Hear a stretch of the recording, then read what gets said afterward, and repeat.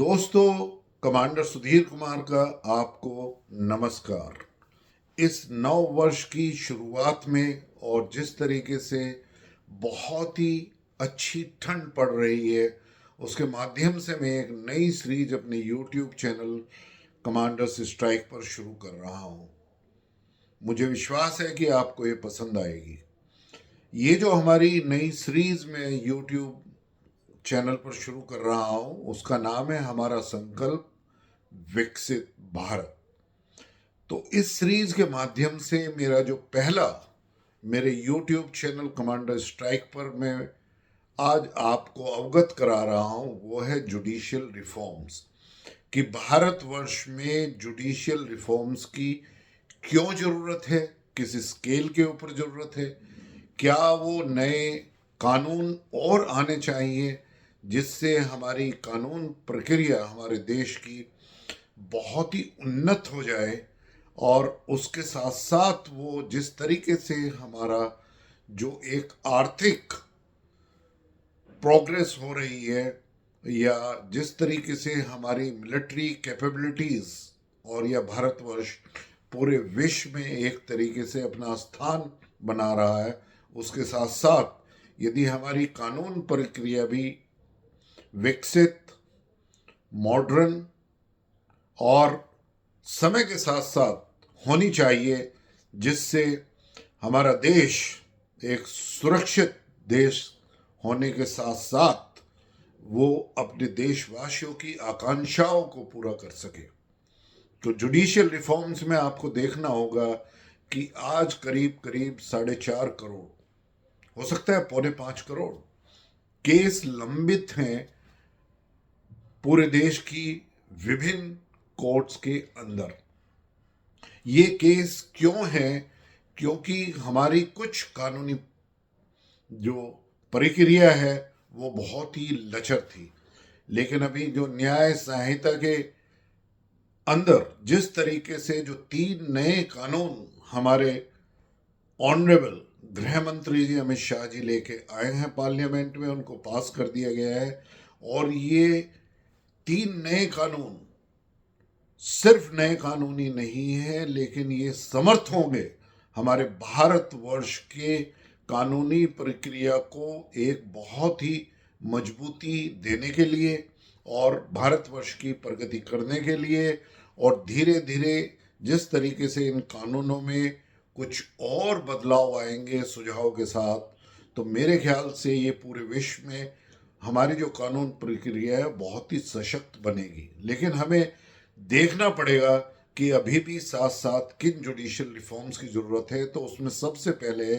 कि हम 2028 तक, जब हम सोच रहे हैं कि फाइनेंशियल ईयर 2028 या 2028 के अंत तक हम जो है वो एक तीसरी सबसे बड़ी अर्थव्यवस्था पूरी दुनिया के अंदर बन जाएंगे, तो उसके साथ साथ ये बहुत ही ज़रूरी है कि कानूनी प्रक्रिया वो गरीब से गरीब जो आदमी एक लास्ट माइल पर बैठा हुआ है उसको भी हम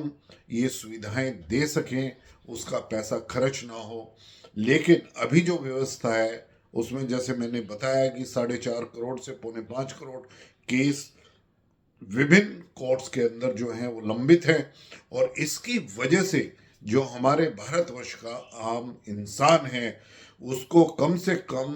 65 से 75 हजार करोड़ का करीब नुकसान हो रहा है। जितने भी बड़े कॉरपोरेट्स हैं, जितने भी बड़ी कंपनियां हैं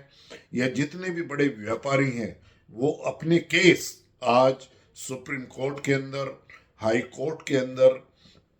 या और विभिन्न जो कानून के कोर्ट्स भारतवर्ष में बनाए वो लड़ सकते हैं। वो एक बड़े वकील को हायर कर सकते हैं, वो कुछ भी पेमेंट उनको दे सकता है। लेकिन यदि आप सोचें कि एक कॉमन मैन यदि उसके केस को उसे लड़ना पड़ता है पहले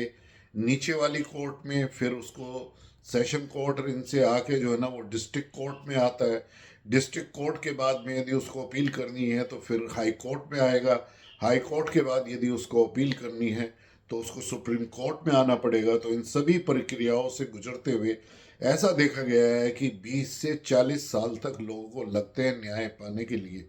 और ये आपको पता है कि justice delayed is justice denied, ये सबसे पहला स्तंभ है कानून प्रक्रिया का। तो इसके अकॉर्डिंग यदि हमें हमें न्यायिक व्यवस्थाओं में हमें कुछ और बदलाव लेने की जरूरत है, तो सबसे पहला उसमें जरूरी है कि the verdict with in a year, justice with in a year. किसी भी कोर्ट में कोई भी केस 1 साल से ज़्यादा नहीं चलना चाहिए, और जो अपील का प्रोविज़न है वो भी 1 साल के अंदर ख़त्म होना चाहिए। उसके बाद में आप देखिए कि जैसे हमारे भारतवर्ष में जैसे बांग्लादेश से रोहिंग्या आते हैं, वो भारतवर्ष में घुसते हैं, और भारतवर्ष में घुस के सबसे पहला काम करते हैं कि वो अपना एक डुप्लीकेट या फेक या कोई भी आइडेंटिटी का वो आधार कार्ड बड़े आराम से बनाते हैं। तो हमें ऐसे कानून बनाने पड़ेंगे कि कोई भी डुप्लीकेट, फेक या गलत तरीके से जो आधार कार्ड बनाएगा या कोई लाइसेंस बनाएगा या राशन कार्ड बनाएगा या ड्राइविंग लाइसेंस बनाएगा या नकली पासपोर्ट बनाएगा, ऐसे जो लोग भारतवर्ष में इंट्रोड्यूस करते हैं, तो उसके लिए बहुत ही सख्त सजा होनी चाहिए, और वो मेरे ख्याल से लाइफ इम्प्रिजनमेंट से कम नहीं होनी चाहिए। ये एक नॉन बेलेबल ऑफेंस होना चाहिए, जो लोग बनवाते हैं उनके लिए भी, और जो लोग इसमें मदद करते हैं या बनाते हैं उन सभी के लिए जो है ना ये प्रावधान होना चाहिए। बहुत सख्त कानून की जरूरत है। दूसरा है कि जो लोग फोर्स्ड कन्वर्जन करते हैं,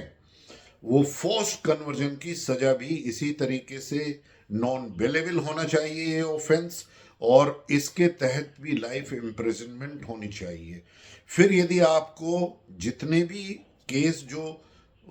विभिन्न कोर्ट के अंदर लंबित हैं, यदि उनको कम करना है एकदम से कम 50 से 60 हजार केस यदि उसमें से एकदम से ख़त्म करने हैं आपको 2 साल के अंदर, तो उसमें सबसे पहला है कि झूठ को, जो लोग पब्लिक प्लेटफॉर्म पे लाई करते हैं या कोर्ट के अंदर झूठ बोलते हैं या किसी भी मीडियम में, सोशल मीडिया पे झूठ बोलते हैं, तो उनका सबसे पहले जब भी कोई केस होता है तो उसमें नार्को ब्रेन मैपिंग टेस्ट को जो है ना बिल्कुल मस्ट करना चाहिए। हर एक डिस्ट्रिक्ट कोर्ट में जो है ना फॉरेंसिक लैब होनी चाहिए और इसका प्रावधान होना चाहिए। और ये brain mapping test, narco brain mapping test जो है वो एक तरीके से एविडेंस के अकॉर्डिंग एविडेंस में माना जाना चाहिए। आप देखेंगे यदि झूठ को एक गंभीर अपराध बना दिया, लाइन को यदि आपने एक गंभीर अपराध बना दिया, और उसके लिए प्रोविजन होना चाहिए कि किसी भी झूठ के लिए कम से कम जो है ना वो 7 साल की सख्त सजा होगी। और जो झूठ देश के अगेंस्ट, यदि कोई एंटी नेशनल या देश को आहत करने के लिए, हमारे डिफेंस फोर्स को आहत करने के लिए, या किसी और किसी बड़े लीडर या उसके खिलाफ जो है ना यदि झूठ बोलकर कोई कर रहा है, या बाहर, भारत के बाहर जाकर यदि भारतवर्ष के बारे में या भारतवर्ष के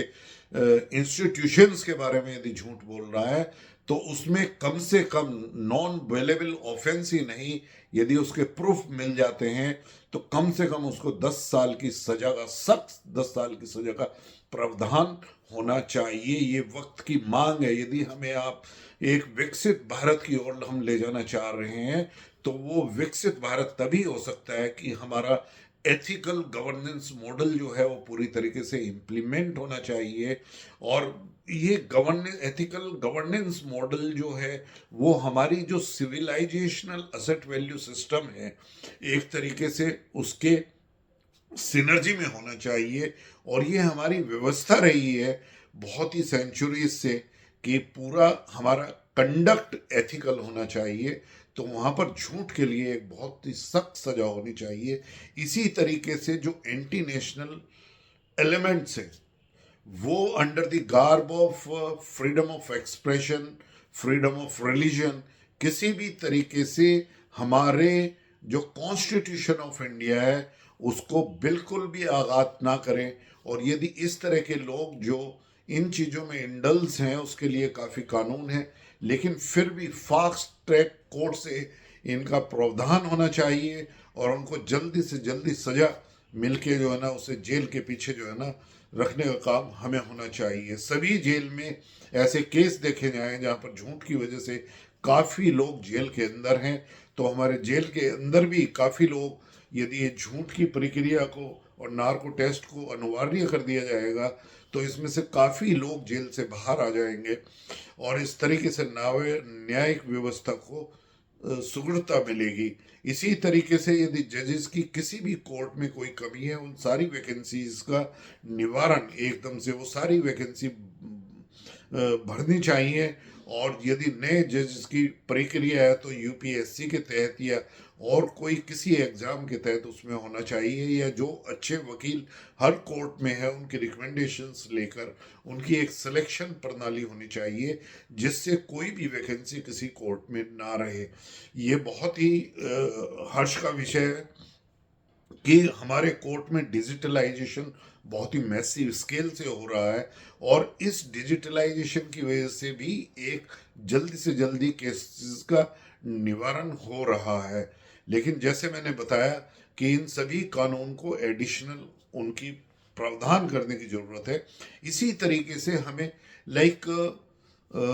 एनआरसी जो है ना, एक तरीके से पूरे देश में एनआरसी एकदम से लागू होना चाहिए और बहुत ही मजबूती के साथ हमें एकदम लागू करना चाहिए। 30 जून 2025 तक होना चाहिए। इसी तरीके से यूसीसी यूनिफॉर्म सिविल कोड एक मस्ट है जो हर हालत में 31 दिसंबर 2025 से पहले भारत को पास करना चाहिए, अपनी पार्लियामेंट में उसको लागू करना चाहिए। और इस यूनिफॉर्म सिविल कोड के अंदर जो है ना पॉपुलेशन कंट्रोल बिल, या तो वो उसी का पार्ट बने या सेपरेट उसको लाया जाना चाहिए। ये एक बहुत ही ज़रूरत है। जिस तरीके से मैंने कहा कि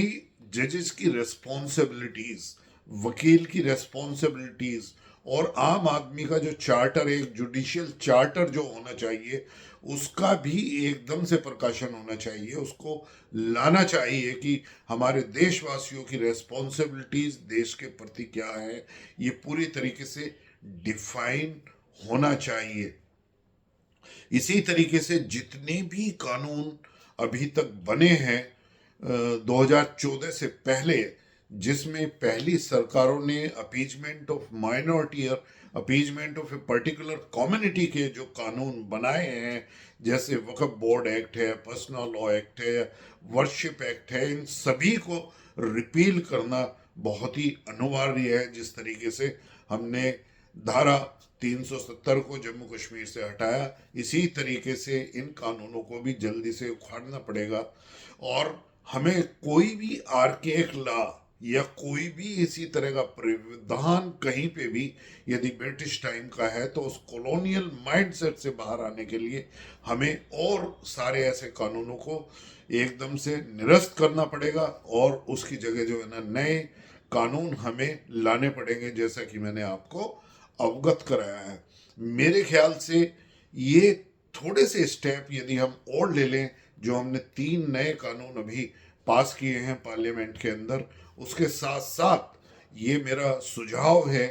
आदरणीय प्रधानमंत्री जी को और आदरणीय गृह मंत्री जी को या कानून मंत्री को या सभी लोगों को,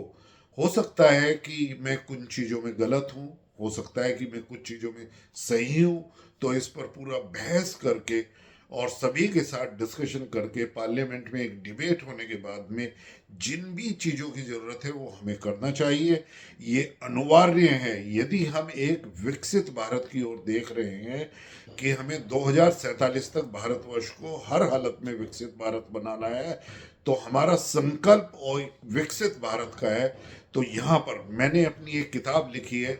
ए विकसित भारत @2047, मतलब 47 तक क्या होगा। तो उसमें मैंने बताया है कि भारतवर्ष एक सुंदरता की तरह से एक तरफ जो है ना वो विकसित भारत की ओर बढ़ रहा है। और जिस तरीके से 10 सालों में भारतवर्ष में जो काम हुआ है, हमें हमारे आदरणीय प्रधानमंत्री श्री नरेंद्र मोदी जी की लीडरशिप में, वो भारतवर्ष ने सभी क्षेत्रों में अद्भुत प्रगति की है। और इसके साथ साथ अब इन कानून प्रक्रियाओं की, इन जुडिशियल रिफॉर्म्स की, जुडिशियल चार्टर की बहुत ही आवश्यकता भारतवर्ष को है। और मैंने ये भी लिखा है कि भारतवर्ष ने जिस तरीके से प्रगति की है वो 2047 तक US$